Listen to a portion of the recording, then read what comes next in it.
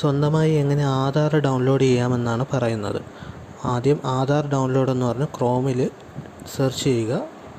വരുന്ന ഫസ്റ്റത്തെ ലിങ്കിൽ ക്ലിക്ക് ചെയ്ത് ഡൗൺലോഡ് ആധാർ ക്ലിക്ക് ചെയ്യുക.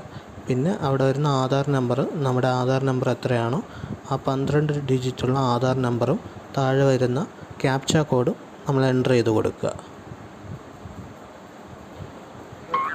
അതിനുശേഷം OTP കൊടുക്കുക. OTP നമ്മൾ കറക്റ്റായി കോപ്പി ചെയ്ത് അവിടെ പേസ്റ്റ് ചെയ്ത് ആധാർ ഡൗൺലോഡ് ചെയ്യുക. അപ്പോൾ ഒരു പാസ്വേഡ് ചോദിക്കും. അത് നമ്മുടെ പേരിൻ്റെ ആദ്യത്തെ 4 ഡിജിറ്റ് ക്യാപിറ്റലും പിന്നെ അതുപോലെ തന്നെ നമ്മൾ ജനിച്ച വർഷവും. ഇത്രയാണ് അതിൻ്റെ പാസ്വേഡ് എന്ന് പറയുന്നത്. എല്ലാവർക്കും ഇങ്ങനെ തന്നെയാണ് പാസ്വേഡ് വരുന്നത്.